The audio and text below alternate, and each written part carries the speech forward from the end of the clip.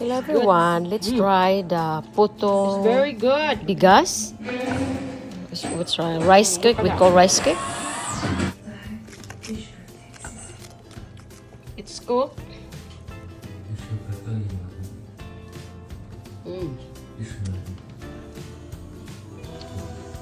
Let's eat puto.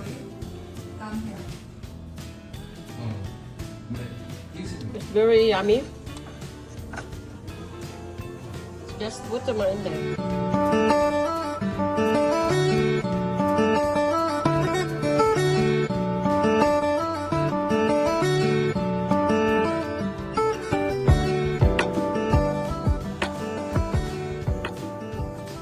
Tonight I'm going to cook Putong Bigas. It's a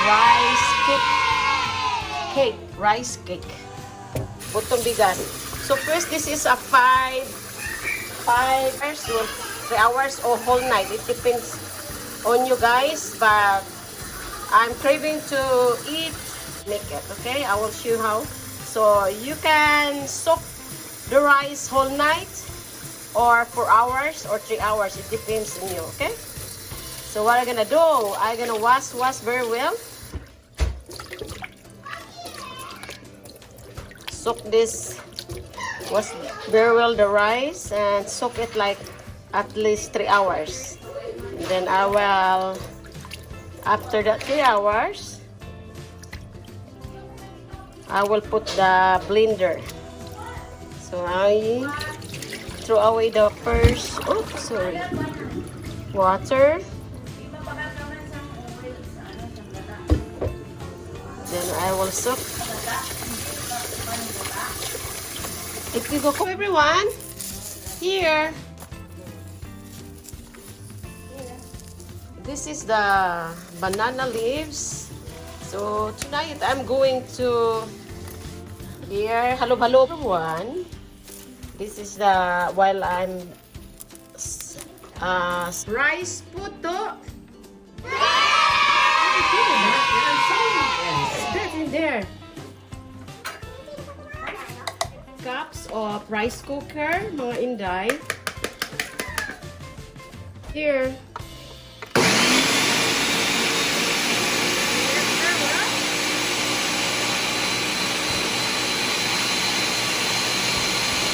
Going to off and check this. And making sure this is very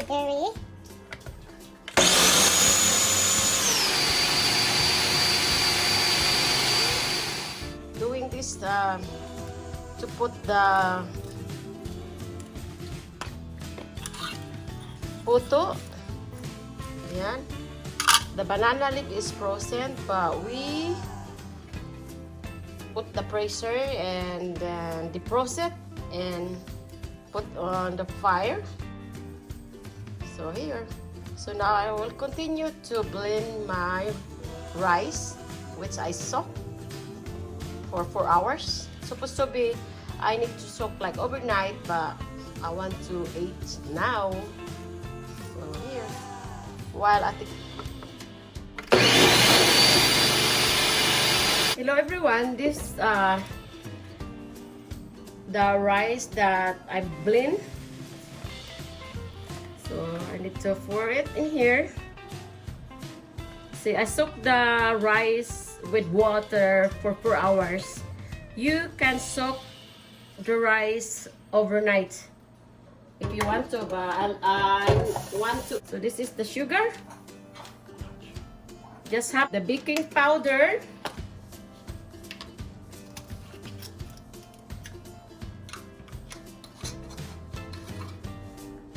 It's like 1 tablespoon and a half. I don't wanna put a lot because I don't wanna make it sure. I'm going to put a half of coconut milk because we have no coconut here, and fresh we have, but you need to shred it using by your hands, and that's too much for me. So I need to mix it well.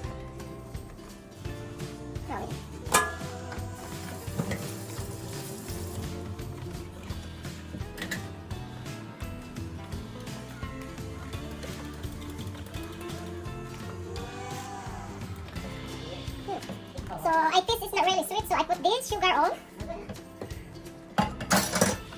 I'm going to add a half tablespoon of baking powder, which the 2 tablespoons. As well.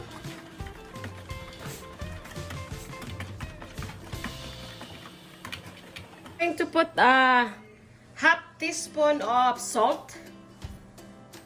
And then I need to mix it well. 5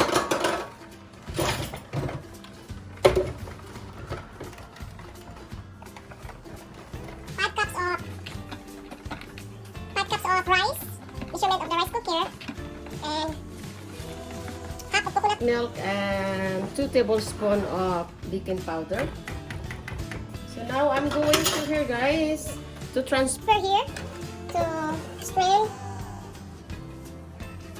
My blender is clean, so strain it so the very well. Na bigas, putong bigas.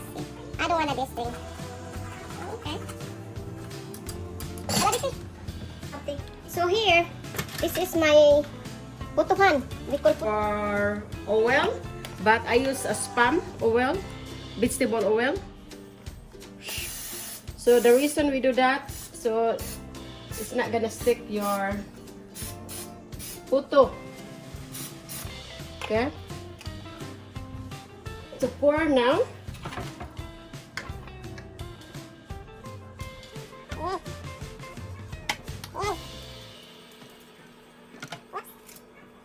Is Shen cooking with him, Jen Blood?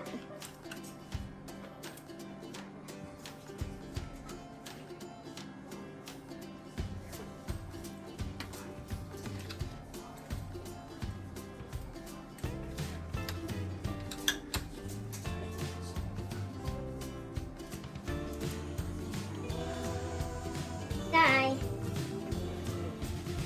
Not too much spoil, because I don't want it like. Okay.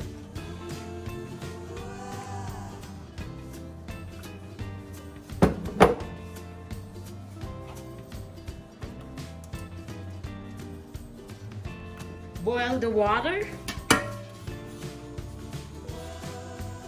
So we can put this the strainer. Put that high. While I'm okay. Hello mga Inday. Now I'm going to put my Yan, yung puto. Yes. Ito, mabasa ulit. Yan, tagalan mo.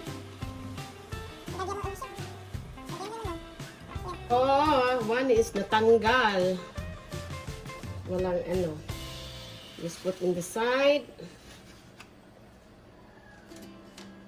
Yan, ang puto ni Inday.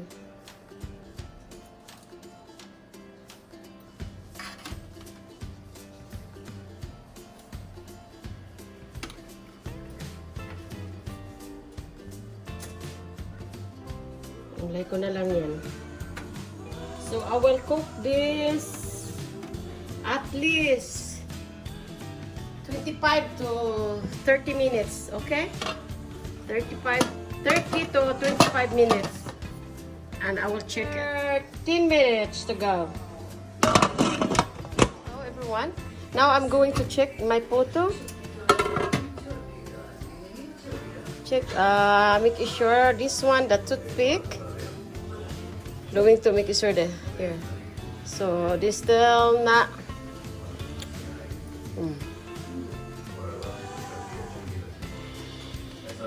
Okay, not yet. Wait, net. Yeah, it's still not cooked under maybe like 5 minutes. 5 minutes to go. Now I'm going to get my puto. This is time. It's hot.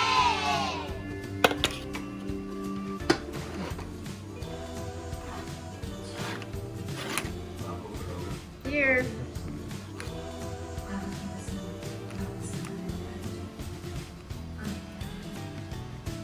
Please don't forget to subscribe Asian Cooking with NG and Vlog.